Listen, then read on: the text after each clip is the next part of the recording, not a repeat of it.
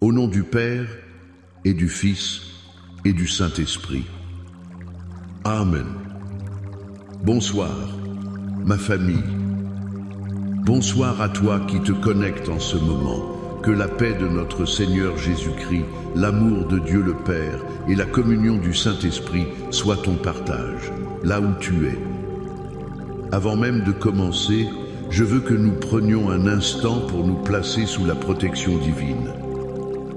Père éternel, au nom puissant de Jésus-Christ de Nazareth, nous venons devant ton trône de grâce.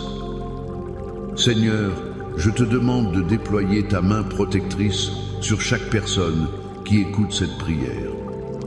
Je te demande, Seigneur, de dépêcher tes anges, des anges guerriers, aux quatre coins de la maison de mon frère, de ma sœur. Qu'ils montent la garde, qu'ils campent autour de toi et de ta famille. Et maintenant, par l'autorité que tu nous as donnée dans le nom de Jésus, je plaide le sang de l'agneau. Je plaide le sang de Jésus sur ton esprit, sur ton âme et sur ton corps. Je plaide le sang de Jésus sur ton foyer, sur ton mariage, sur tes enfants, sur tes finances, sur ta santé. Je déclare qu'un dôme de protection, une forteresse infranchissable du sang de Jésus t'entoure en cet instant. Aucune flèche de l'ennemi, aucune parole de malédiction, aucune accusation, aucun plan des ténèbres ne pourra te atteindre. Tu es scellé, tu es couvert, tu es protégé par le sang qui a vaincu la mort, le sang qui parle de meilleures choses que celui d'Abel. Et nous invitons ta présence, Saint-Esprit. Viens, Esprit de Dieu. Viens, Consolateur. Viens, Esprit de vérité. Viens et prends toute la place. Respire sur nous ce soir. Parle à nos cœurs. Révèle-nous le cœur du Père. Nous nous attendons à toi. Ce soir, le thème que le Seigneur a mis sur mon cœur est spécifique. Il concerne le cœur de nos foyers, le fondement de nos familles, le mariage.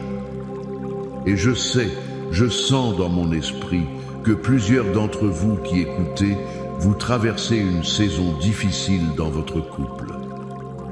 Une saison de silence, une saison de dispute, une saison de distance.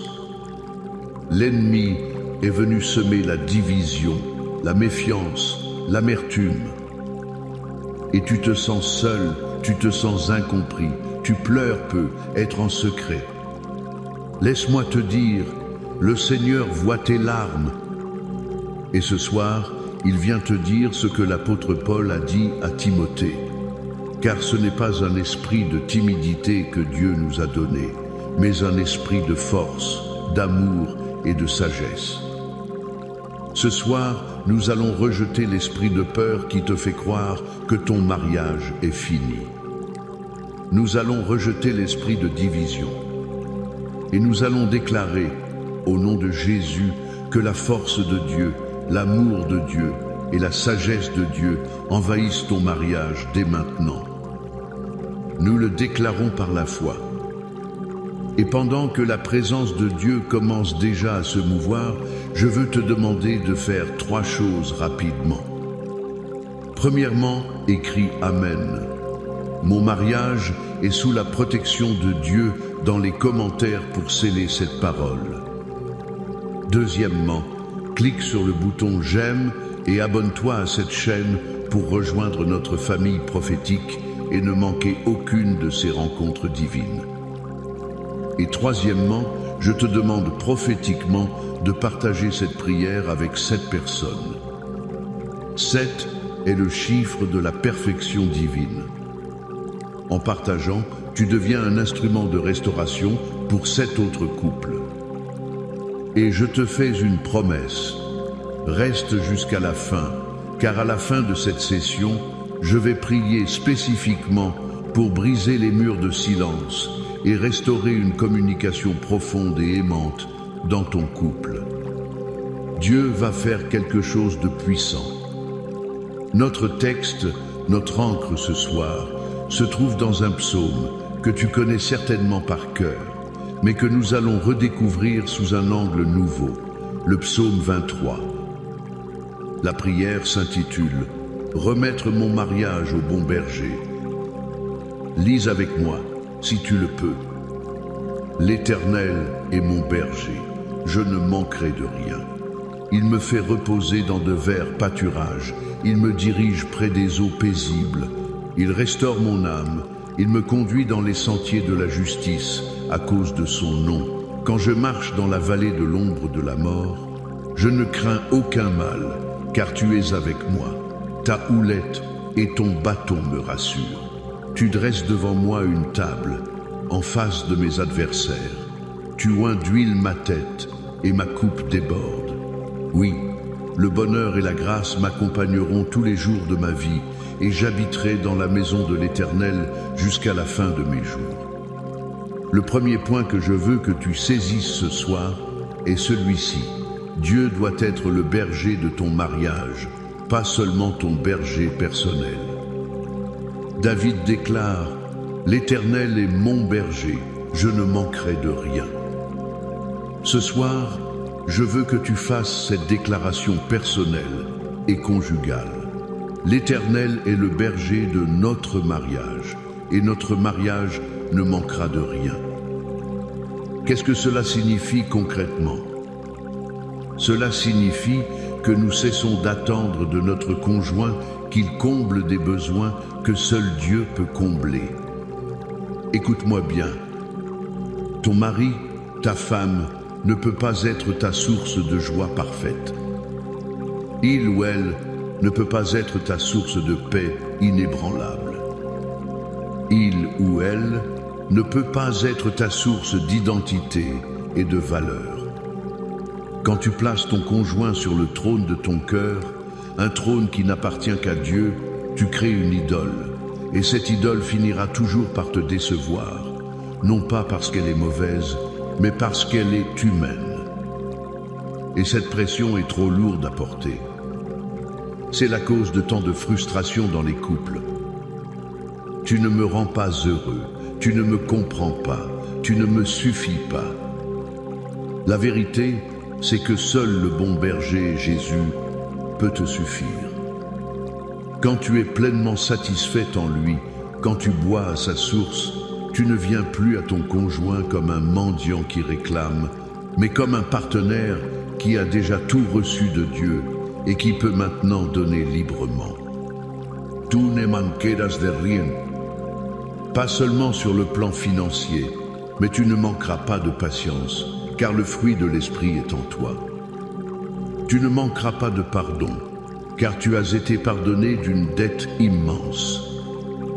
Tu ne manqueras pas d'amour, car l'amour de Dieu a été déversé dans ton cœur par le Saint-Esprit. Fais de Jésus le berger de ton mariage et la pression tombera. Le deuxième point est vital. Le verset 3 dit « Il restaure mon âme ». Note bien, il ne dit pas « Il restaure mon mariage en premier ». Il dit « Il restaure mon âme ». La restauration d'un mariage commence toujours par la restauration des individus qui le composent. Tu ne peux pas bâtir une relation saine sur des fondations brisées. Très souvent, nous prions « Seigneur, change mon mari, Seigneur, change ma femme ». Mais le bon berger veut d'abord te prendre à part, près des eaux paisibles, et restaurer ton âme. Qu'est-ce qui est brisé en toi? Est-ce une blessure d'abandon qui te rend possessif ou jaloux? Est-ce une peur du rejet qui te fait construire des murs? Est-ce un orgueil qui t'empêche de demander pardon? Est-ce une amertume liée à une trahison passée que tu n'as jamais vraiment pardonnée? Le bon berger veut guérir ces zones sombres de ton âme. Le mot hébreu pour restaurer, shuv, signifie ramener, faire revenir. Dieu veut te ramener à ton identité originelle en Christ. Il veut guérir les mensonges que tu as crus sur toi-même, sur l'amour, sur le mariage.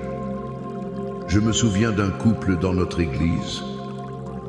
Ils étaient au bord du divorce. La communication était toxique, remplie de reproches. Et le Seigneur a parlé à l'épouse. Il ne lui a pas parlé des défauts de son mari. Il lui a montré une blessure profonde de son enfance, un sentiment de n'avoir jamais été assez bien pour son père.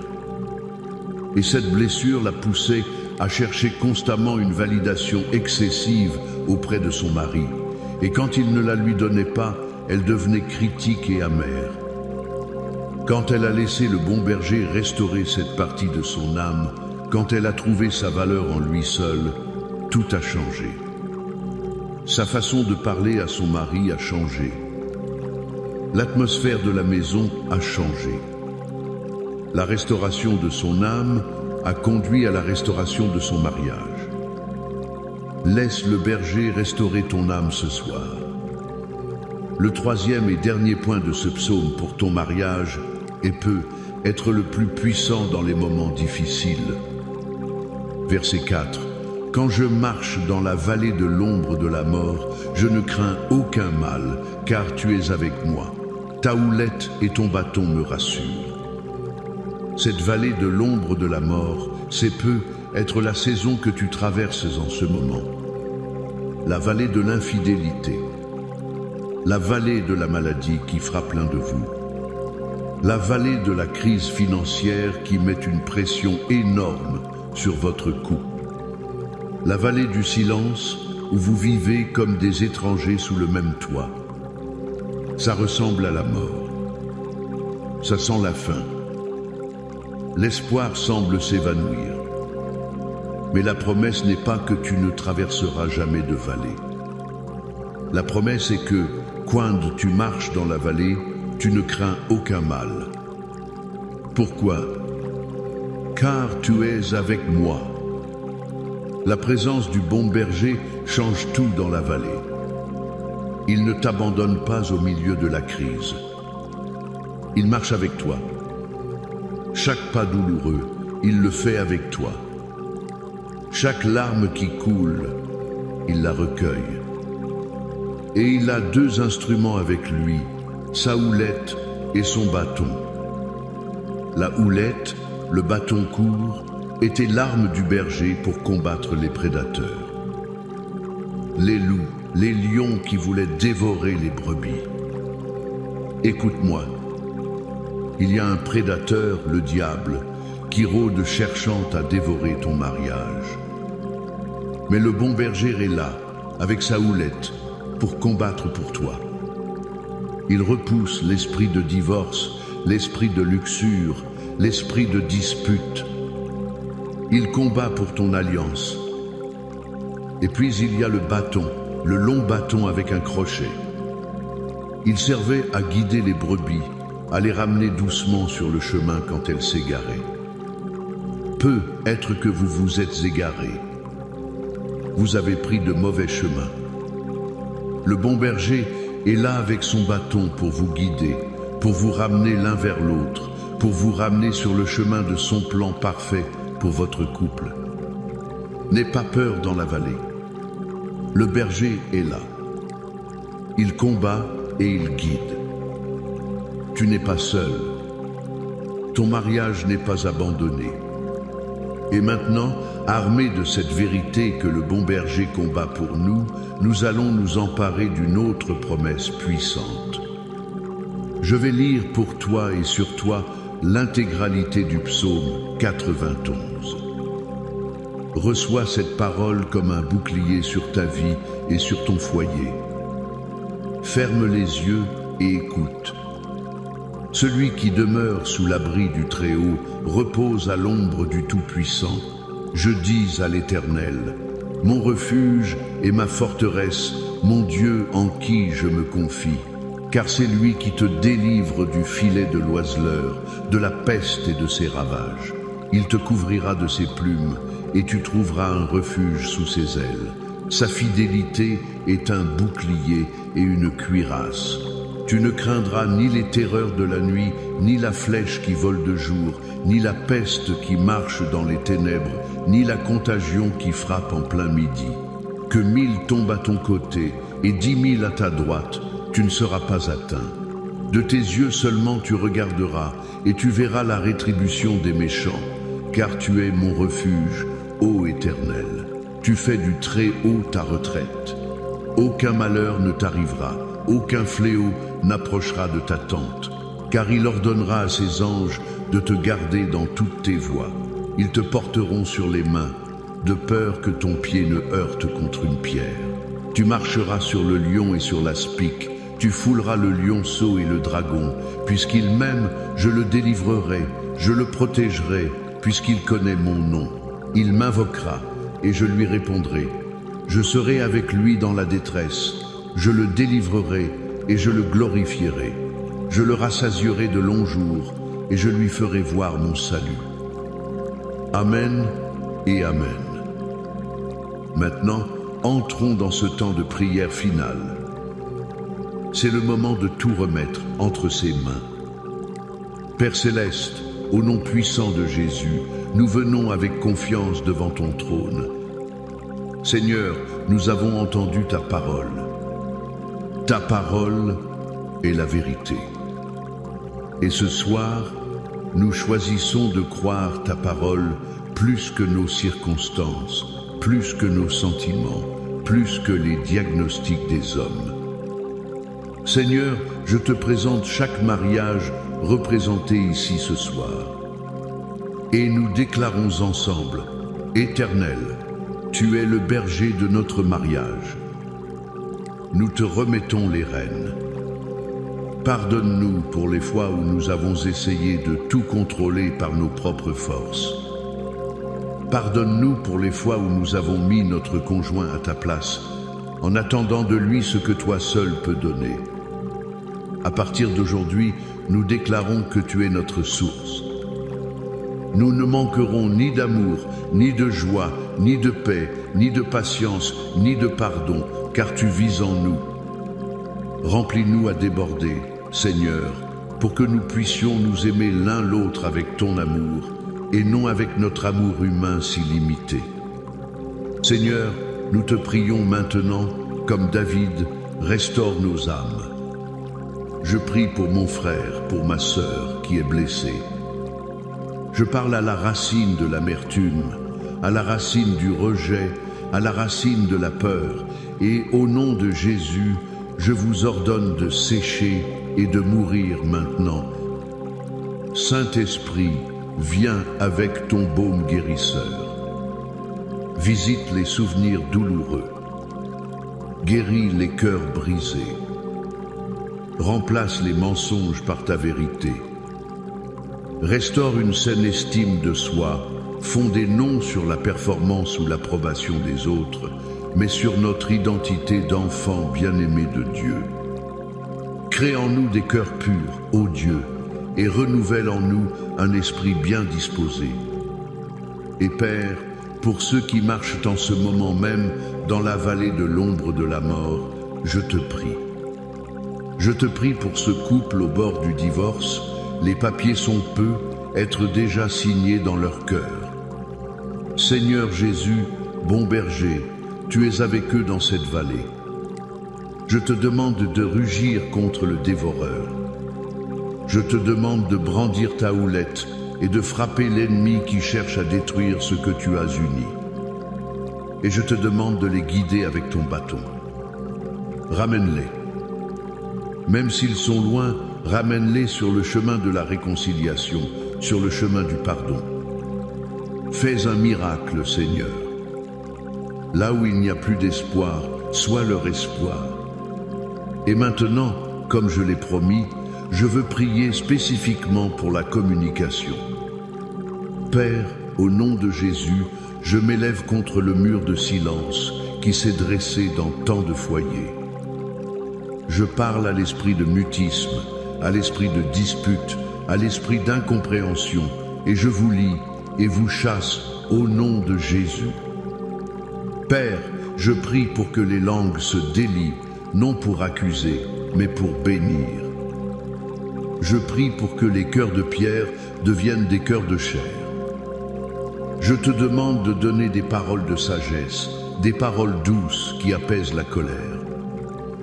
Ouvre leurs oreilles spirituelles pour qu'ils puissent écouter l'un l'autre, écouter la douleur derrière les mots.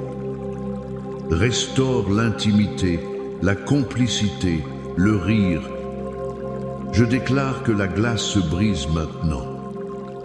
Je déclare que des conversations profondes, honnêtes et pleines de grâce commencent à avoir lieu dans ces maisons, au nom de Jésus. Et nous élargissons cette prière. Nous prions pour la restauration complète de nos familles. Je prie pour tes enfants. S'il y a un fils ou une fille prodigue qui est loin de toi et loin de la maison, nous le ou la ramenons par la prière. Je brise l'esprit de rébellion et je déclare qu'il ou elle revient à la raison et revient à la maison. Au nom de Jésus, nous prions pour une percée financière. Tout esprit de manque, de dette, de pauvreté, je le brise sur ta vie au nom de Jésus. Je déclare que le berger te conduit dans de verts pâturages financiers.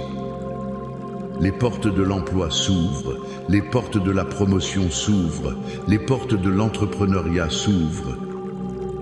Reçois la provision divine pour ta maison. Nous prions pour la guérison. S'il y a la maladie dans ton corps, nous nous tenons sur Ésaïe 53 contre 5.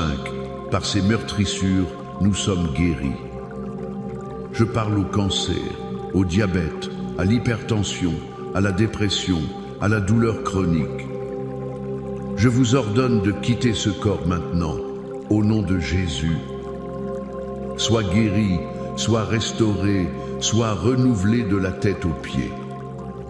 Nous déclarons la victoire dans le combat spirituel. Toute parole de malédiction prononcée contre toi ou ta famille est brisée maintenant par le sang de Jésus. Toute forteresse de l'ennemi dans ta pensée est démolie. Nous te libérons dans ta destinée prophétique pour accomplir tout ce pourquoi Dieu t'a créé. Reçois cette parole. Reçois cette prière. Ta saison change ce soir.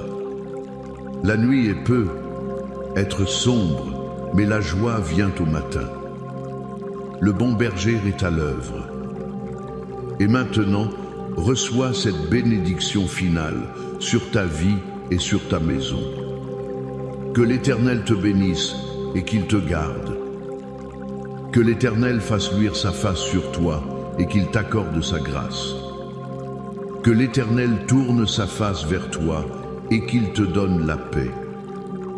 La paix dans ton cœur, la paix dans ton foyer, la paix dans ton mariage. Au nom du Père, du Fils et du Saint-Esprit. Amen.